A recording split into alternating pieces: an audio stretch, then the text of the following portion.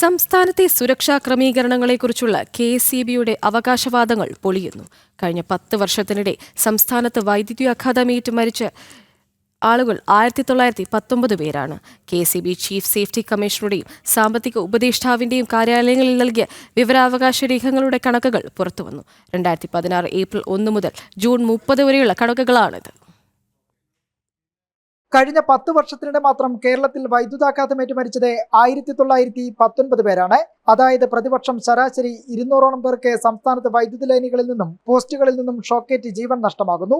സുരക്ഷാ മാനദണ്ഡങ്ങൾ പാലിക്കുന്നതിലും കൃത്യമായ ഓഡിറ്റ് നടത്തുന്നതിലും ബോർഡിന് വലിയ വീഴ്ച സംഭവിക്കുന്നു എന്നതിന്റെ തെളിവ് കൂടിയാണ് പുറത്തുവന്ന കണക്കുകളിലുള്ളത്. മരിച്ചവരിൽ 66 പേർ KSEBയിലെ സ്ഥിരം ജീവനക്കാരാണ്. അപകടത്തിൽപ്പെട്ട കരാർ ജീവനക്കാരുടെ എണ്ണമാകട്ടെ ഇതിലും കൂടുതലുമാണ്. 99 കരാർ തൊഴിലാളികൾ. താൽക്കാലിക ജീവനക്കാർക്ക് കൃത്യമായ സുരക്ഷാ ഉപകരണങ്ങളോ പരിശീലനമോ നൽകുന്നില്ലെന്ന ആക്ഷേപം ഈ കണക്കുകൾ അടിവരയിടുന്നത് കൂടിയാണ് വിവരാവകാശ പ്രവർത്തകൻ രാജു വാഴക്കാലയ്ക്ക് ലഭിച്ച മറുപടിയിലുള്ളത്.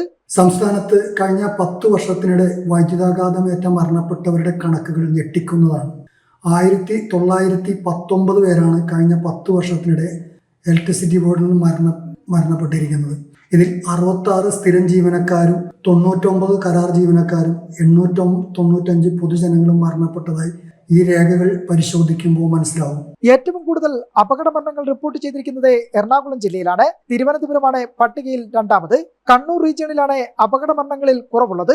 പൊതുജനങ്ങളിൽ 895 പേർക്കും വൈദ്യുതി ലൈനുകളിൽ നിന്ന് ഷോക്കേറ്റ് ജീവൻ നഷ്ടപ്പെട്ടിട്ടുണ്ടെന്ന് KSEBയുടെ കണക്കുകൾ വ്യക്തമാക്കുന്നു. വിവിധ അപകടങ്ങളിലായി 498 മൃഗങ്ങളും സമാന കാലയളവിൽ ഷോക്കേറ്റ് മരണപ്പെട്ടിട്ടുണ്ട്.